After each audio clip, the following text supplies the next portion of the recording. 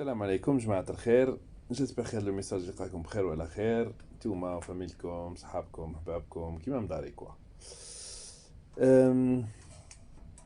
Le message تاع اليوم, enfin l'enregistrement, il s'inscrit dans la continuité des épisodes اللي درناهم على comment stimuler l'économie algérienne.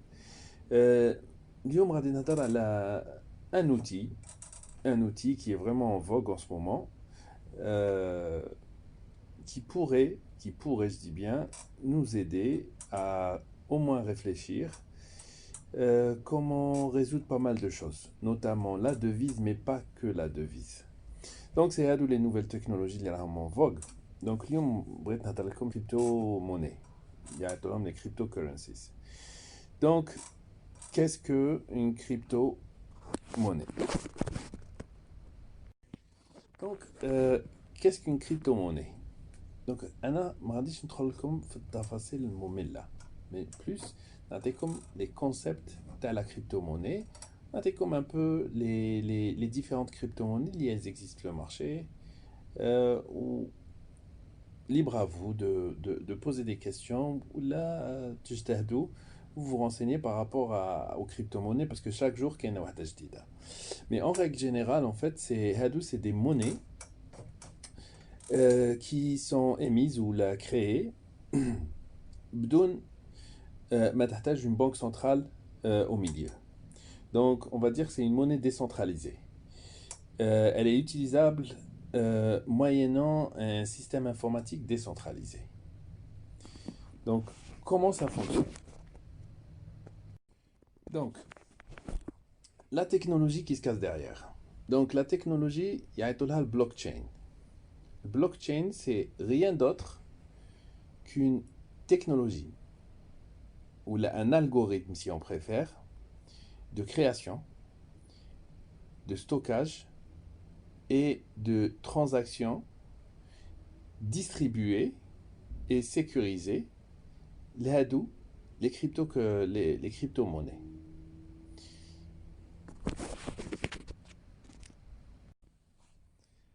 Très important. Le procédé de vérification des crypto-monnaies qui sont disponibles sur le réseau, ça s'appelle le minage. Il y a le data mining. Donc, le minage, en fait, c'est grosso modo la vérification de toutes les transactions et toutes les, on va dire, monnaies qui existent à travers le monde. Donc, le blockchain, en fait, c'est comme un registre distribué. À chaque transaction, il est mis à jour, c'est-à-dire qu'il y a une transaction, et il est distribué, on va dire, des milliers d'enregistrements partout qui rendent très très difficile, voire impossible, la falsification de les registres. C'est comme un registre comptable qui est distribué flat toile. Et le moyen de le trouver, en fait, c'est l'algorithme qui est sécurisé. La technologie, tu le blockchain.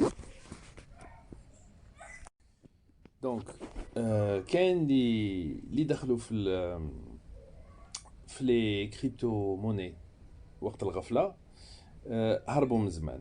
علاش؟ parce que هذا le data mining, c'est-à-dire le minage,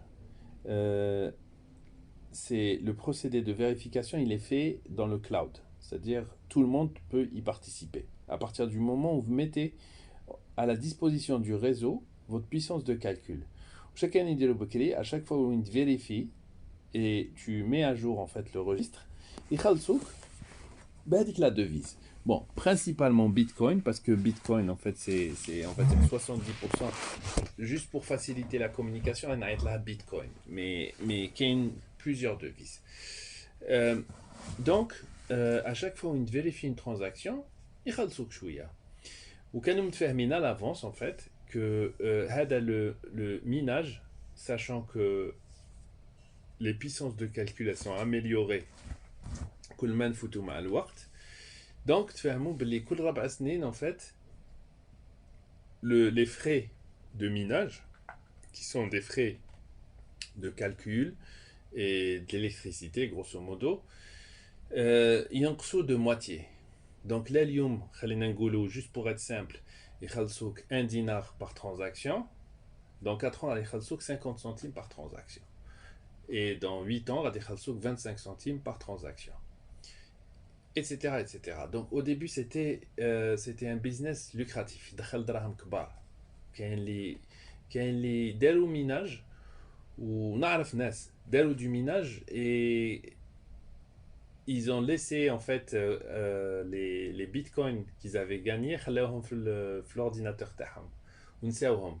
Et a dit l'histoire, c'est tellement sécurisé en fait que si vous perdez votre ordinateur ou votre clé de stockage, qu'est-ce qu'ils nous ont mis? Donc, Hablo pour restaurer leur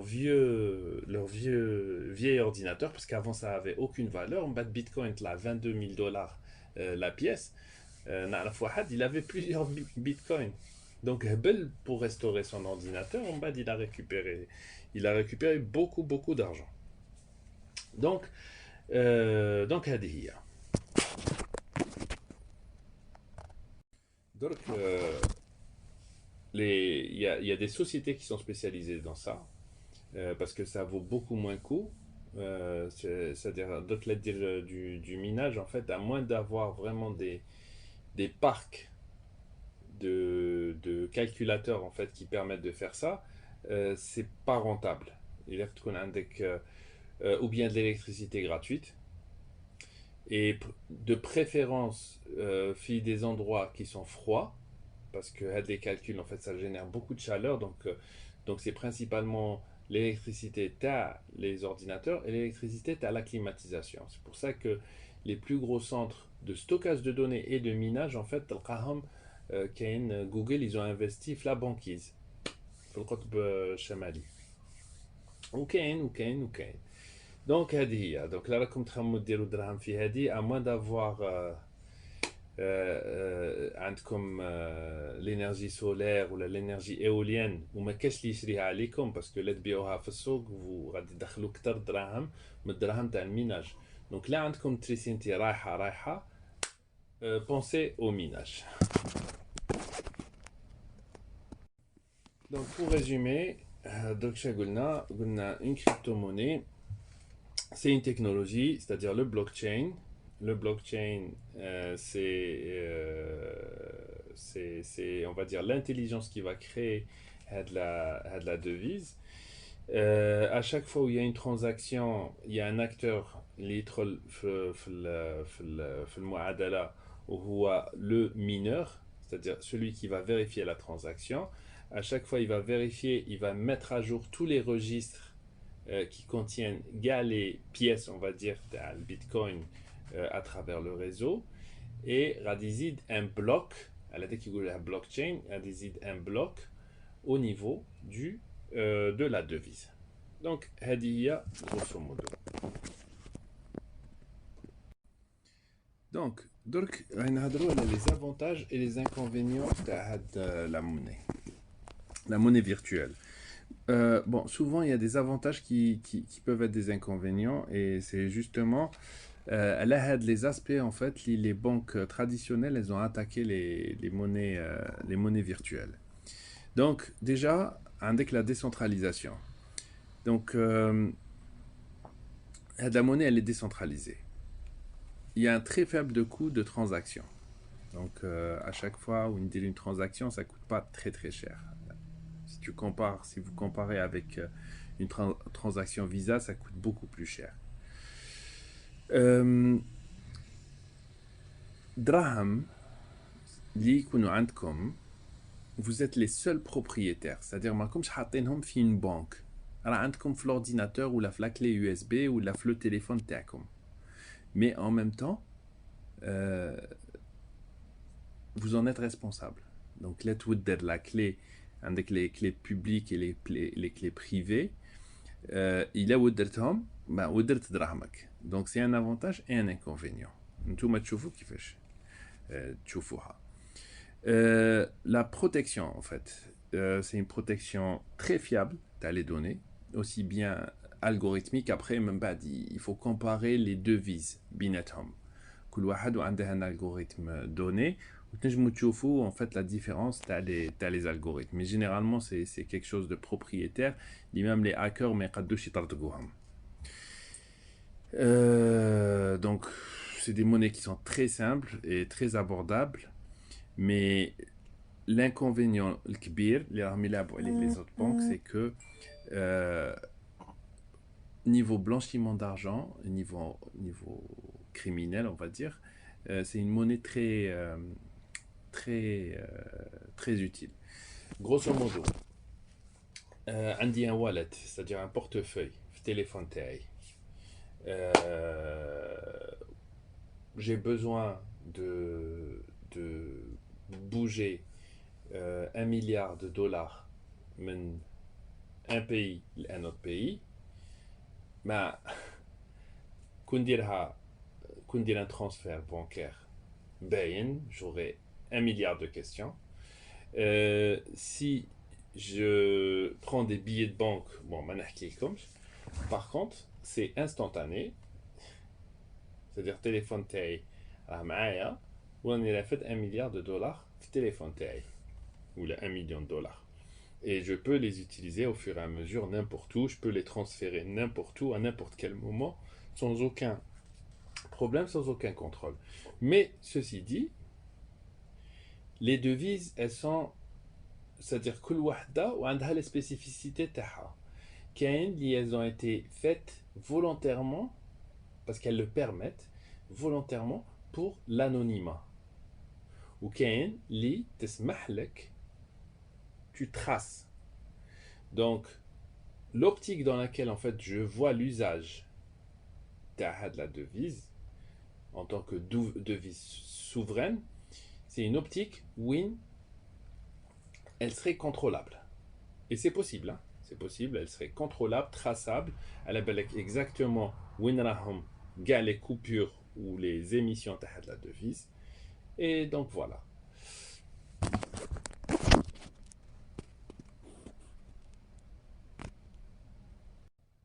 Donc l'application, tu as les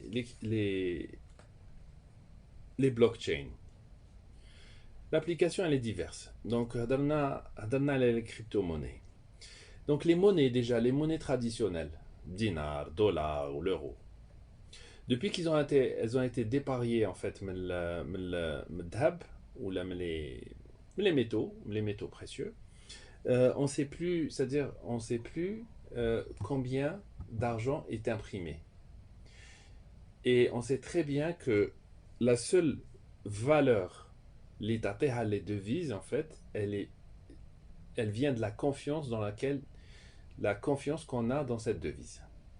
Donc, plus on a de confiance dans la devise, plus elle aura de la valeur, et plus il y aura des gens qui l'achèteront, donc elle aura de la valeur. Et pareillement, devise qui est une monnaie de singe, le pays il fait marcher la planche à billets à chaque fois qu'on a un il imprime de la monnaie, que ce soit directement de l'impression ou là il donne des crédits. La dernière fois, ben ça c'est un facteur de perte de confiance en la monnaie. Donc l'avantage l'avantage de la crypto-monnaie, c'est qu'on ne peut pas imprimer, c'est-à-dire au niveau de l'algorithme qui n'est pas changeable, on définit exactement, alors qu'il y a la plupart des devises, c'est-à-dire عندهم عدد محدود.